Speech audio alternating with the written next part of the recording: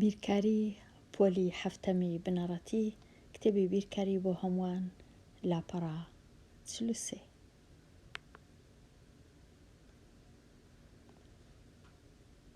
دەروازەیەک بۆ ڕۆشنبیری. زۆربەی ساڵنامەکان لە ڕۆشنبیری مرۆڤایەتیدا لەسەر بنچینەی خولەکان دامەزراون. لەوانە ساڵنامەی مایە، ساڵنامەی چینی، ساڵنامەی کۆچی و ساڵنامەی زاینی. لەبیریان چوە بنووسن ساڵنامەی کوردیش. پرسیاری 39 لە شارستانیەتی مایادا ساڵ 260 ڕۆژ پێک دەهات و دوو جۆر خولی سەربەخۆی تێدا بوو.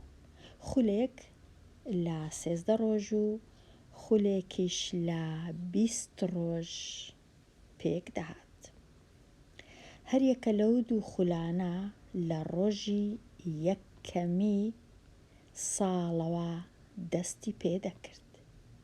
ئایا ئەو دوو خولە لە هەمان ڕۆژدا لە دوای تێپەڕینی 260 ڕۆژ یان لە پێش ئەوەدا یان لە پاش ئەوەدا دەست پێ دەکەن ڕوون بکەوە؟ هەست دەکەم پرسیارەکی باش نەنووسرایە، بە تایبەتی لێرەوە لە ئایا ئەو چەندێرە باش نەنووسرایە، چونکە بە خۆیان لە پرسیارەکەی نووسرایە هەریەکە لەو دوو خولانە لە ڕۆژی یەکەمی ساڵ دەستی پێ دەکەن. پاشان نووسرا ئایا ئەو دوو خولە لە هەمان ڕۆژ لە دوای تێپەڕینی یان لە پێش تێپەڕینی یان لە دوای تێپەڕین و لە پاش ئەوەدا چ فەرقی هەیە، چ جیاوازیەکەیە دوای و پاش؟ کەواتە زۆر باش نییە، بەڵام من لێرە چونکە بابەتەکە دەربارەی بچووکترین چەند جارەی هاوبەشە، کەواتە بچووکترین چەند جارەی هاوبەش لە مابەینی ئەو سێ ژمارەی دەبینمەوە و لێرە 13 و 20 وەکو ئەوەی وایە ساڵی مایە مانجی مایە 20 ڕۆژ بی، هەفتەکەشیان 13 ڕۆژ بی، ساڵەکەشیان 260 ڕۆژ بی، هەر هەتا تێگەیشتنەکمان هەبی. لێرە ئەمن بچووکترین چەند جارەی هاوبەش لۆ ئەو سێ ژمارەی دەبینمەوە، هەر سێکیان دابەشی 13 دەکەم، بەڵام 20 دابەش ناکرێتەوە وەکو خۆی دەینووسمەوە.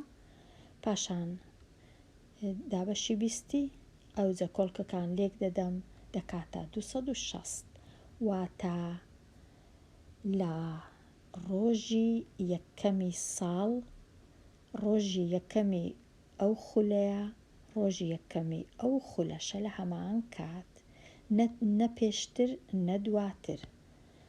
واتە وەڵامەکە چییە؟ لەگەڵ تێپەڕبوونی ساڵ خولەکانیش نوێ دەبنەوە. ئەمن لێرە تۆزەک خولەکانم ئەو هەدانایە گریمان دوو چەرخمان هەیە، چەرخەک گچکەترە، ئەو چەرخەکە بچووکترە 13 ڕۆژ جارێک نوێ دەبیتەوە. چەرخەکەی دیکە کە تۆزە گەورەترە ئەوە 20 ڕۆژ جارێک نوێ دەبیتەوە، هەر 20 ڕۆژ جارێک.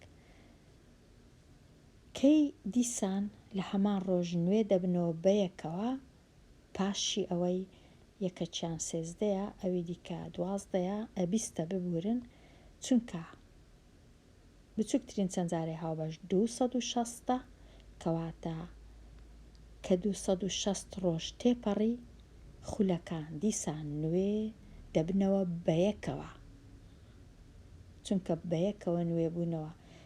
ڕاستە ئەو خولێ گچکە هەر 13 ڕۆژ جارێک نوێ دەبتەوە، گەورەکەش هەر 20 ڕۆژ جارێک نوێ دەبیتەوە، بەڵام بەیەکەوە تەنیا پاشی تێپەڕبوونی 260 ڕۆژ دیسان بەیەکەوە نوێ دەبنەوە، کەواتە لەگەڵ تێپەڕبوونی 260 ڕۆژ کە دەکاتە 1 ساڵ. وەکو دەبینن لە 1 ساڵ چەند خولی گچکە هەیە؟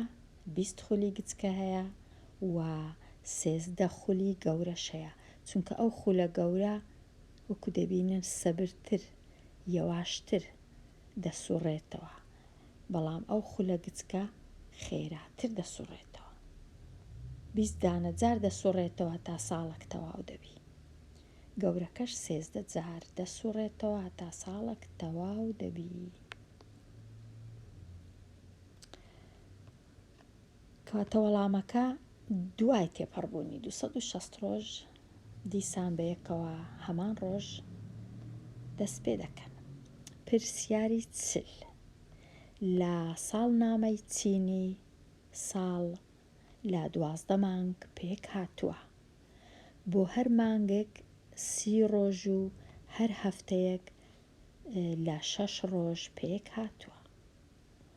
لەم ڕۆژ ژمێرەیاندا ساڵ لە ڕۆژی یەکەمی مانگی یەکەم و لە ڕۆژی یەکەمی هەفتەی یەکەم دەست پێ دەکا. پرسیارەکە چییە؟ ئایا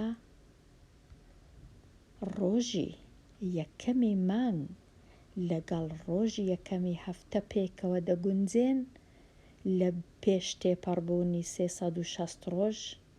ئەگەر وابێ کەی؟ لێرە پرسیارەکە تۆزێک باشتر دیارە، واتە ئەمن ئەگەر بچووکترین چەند جارەی هاوبەش ببینمەوە لە مابەینی هەفتە و مانگ ڕۆژەکانی هەفتە کە هەفتە 6 ڕۆژە، لێرە مانگی 30 ڕۆژە، بچووکترین چەند جارەی هاوبەش دەکا 30. واتە لە ساڵنامەی چینی هەموو مانجێ یەکەم ڕۆژی مانگ لە هەمان کات یەکەم ڕۆژی هەفتەیە، چونکە یەک مانگ بریتە لە 5 هەفتە، واتە هەفتە نوێ دەبیتەوە لە کاتی ئەوەی کە مانگ نوێ دەبیتەوە. بەڵام ئێستا لە ساڵنامەی زاینی کە بەکاری دەینین یەکی مانگ شەرت و مەرج نییە بکاتە یەکەم ڕۆژی هەفتە. هەندێک جار یەکی مانگ دووشەمە، هەندێک جار سێشەمە، هەندێک جار چارشەمە، هەندێک جار پێنجشەمە، هەندێک جار هەینیە و هەندێک جار یەکشەم و شەمووە، کەواتە زۆر زۆر جیاوازە. بەڵام لە ساڵنامەی چینی وانە بوو یەکەم ڕۆژی مانگ یەکەم ڕۆژی هەفتەش بوو، هەمان ڕۆژیش بوو، چونکە بچووکترین چەند جارەی هاوبەشێ لە مابەینی ڕۆژەکانی هەفتە و ڕۆژەکانی مانگ. بەڵام ئێستا هەفتە 7 ڕۆژە، مانگ هەندێک جار 30 ڕۆژە، هەندێک جار 31 ڕۆژە، هەندێک جار 28 ڕۆژە، هەندێک جار 29 ڕۆژە، جیاوازی هەیە. ئێستا تەواو بووم لەو پرسیارانە، دێمە لای پێدا چوونەوە. هەر ژمارەیەک لەسەر شێوەی زانستی یان ڕەنووسی بنووسە. پرسیاری 41 لەسەر شێوەی زانستی ئەو ژمارەی دەبی بنووسم. کو شێوەی زانستی ئەو هەیە، دەچمە لای دەستی چەپ، یەکەم ڕەنووسی دەستی چەپ بەمەرجەک ئەو ڕەنووسە سفر نەبی. لێرە زۆر زۆر باشە سفر نییە، یەکسەر فاریزە لێرە دادەنێ. ئەوجا تەمەشا دەکەم فاریزەکە بەخۆی لە چێ بوو، لێرە بوو بە چەند هەنگاو ئەمن فاریزەکەم گواستەوە لای دەستی چەپ بە 2 هەنگاو، ئەوە 1 ئەوەش 2، کەواتە یەکسەر ژمارەکەی ئەو جارانی 10 توان 2 دەکەم، چونکە فاریزەکەم بە 2 هەنگاو بردە لای چەپ. ژمارەکە چی لێدێ؟ دەبیتە 1 ژمارەی تەواو 0 2 4 5 جاران 10 توان 2. ئەوە شێوەی زانستی. لێرەش دیسان دەچمە لای چەپ، 1 ڕەنووسی دەبینم کە دەزانم سفر نییە ئەو ڕەنووسە، یەکسەر فاریزەکەی لێرە دادەنێم. ئەوجا ئەو خانانەی کە بەجێم هێشتن دەژمێرم. چەند ڕەنووسە؟ 1 2 3 4 5 6 7 7 ڕەنووسم بەجێ هێشت، کەواتە یەکسەر جاران 10 توان 7. پرسیاری 43 لێرە لەسەر شێوەی زانستی نووسرایە، ئەمن دەیگەڕێنمەوە سەر شێوەی ڕەنووسی. تەمەشا دەکەم لێرە توان 2 واتە فاریزەکە ببەلای ڕاست بە 2 هەنگاو یان بە 2 خانە یان بە 2 ڕەنووس. ئەوە 1 ڕەنووس، ئەوەش 2 ڕەنووس، کەواتە فاریزەکە چی لێدێ لێرە دادەنیشی. وەڵامەکە کووە؟ 7 6 9. ئەوجە فاریزە ئەگەر بمەوێ سفری دادەنێم، ئەگەر نا سفریش لا دەبم، فاریزەش لا دەبم، بێگومان 10 توان 2ش هەر لا دەبم. وەڵامەکە ئەو هایە، دەکاتە 769. پرسیاری 44 دیسان تەماشای ئێرە دەکەم. 10 توان 5 واتە ئەو فاریزە بە 5 خانە ببەلای دەستی ڕاست. کەواتە لێرە ئەمن 5 خانەم نییە، تەنیا 2 خانەم هەیە. 3 خانەکانی دی دەبی ئەمن بە خۆم زیاد کەم، سفری دانێم. واتە چی لێدێ؟ ئەگەر من جارێ بە هەر ئەوها بینوسمەوە تا ئاسان بی، خانەکانیش بنووسمەوە 1 2 3. ئەوجە فاریزەکەی لێرە لابم، بچم لێرە داینێم، پێشی ناوێ فاریزەی دانێم، چونکە لە پاش فاریزەی سفر هەیە، کەواتە دەتوانم یەکسەر فاریزەکەش لابم. ژمارەکە ئەو های لێدێ بووە 800,000، ئەو 10 توان 5ش دەکوژێنمەوە، پێویستم پێی نەما.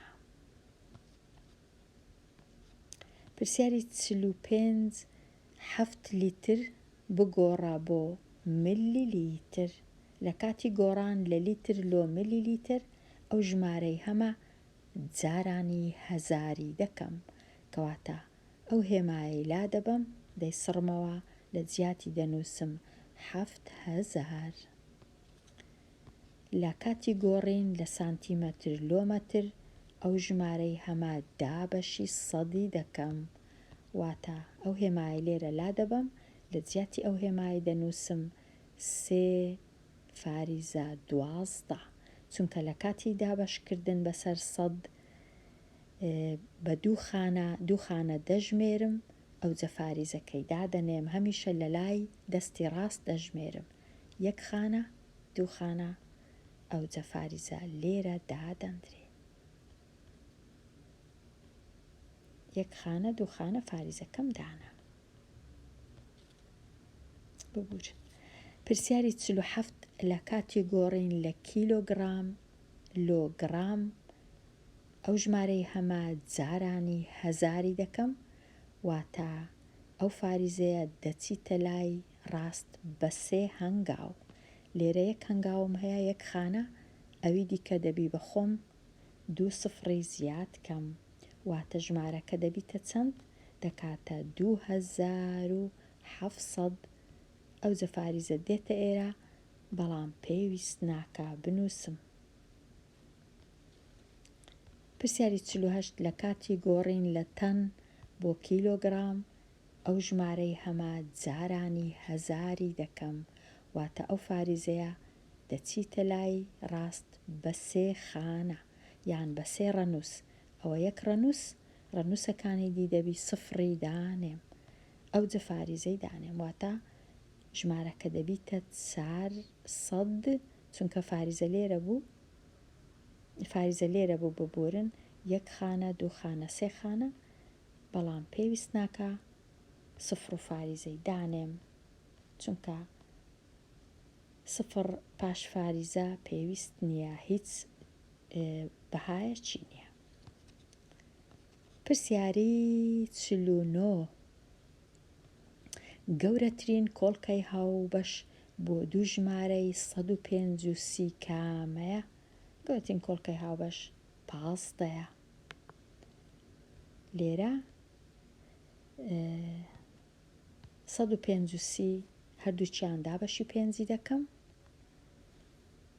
و 30 دەبیتە 6 105 دەبیتە 21 ئەو جە هەردوو ژمارەکەی دابەشی سێی دەکەم 6 دەبیتە 2 هەفتیش 21 دەبیتە 7 ئێستا چونکە کۆڵکەی هاوبەش نەما و چونکە ئەمن دەگەڕێم بە دوای گەورەترین کۆڵکەی هاوبەش لێرە ڕادەوەستم ئەو کۆڵکانەی هەمە جاران یەکتریان دەکەم 15 گەورەترین کۆڵکەی هاوبەشە لە مابەینی 30 و لە مابەینی 105 واتە هەردوو ژمارەکان دەتوانم تەنیا دابەشی 15 کەم کە هاوبەشە بێگومان دەتوانم هەریەکەو بە تەنێ دابەشی ژمارەی دی بکەم بەڵام هاوبەش تەنیا 15ەیە کە هەردووچیان دابەش دەکرێن بەسەر گەورەترین کۆڵکە کە ئەویش 15ەیە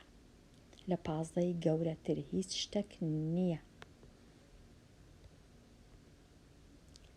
هەتما کۆتایی لاپەڕا 43 دێمە کۆتایی ئەوانەیە هەتا وانەیەکی نوێ لاپەڕەیەکی نوێ هەر بژی.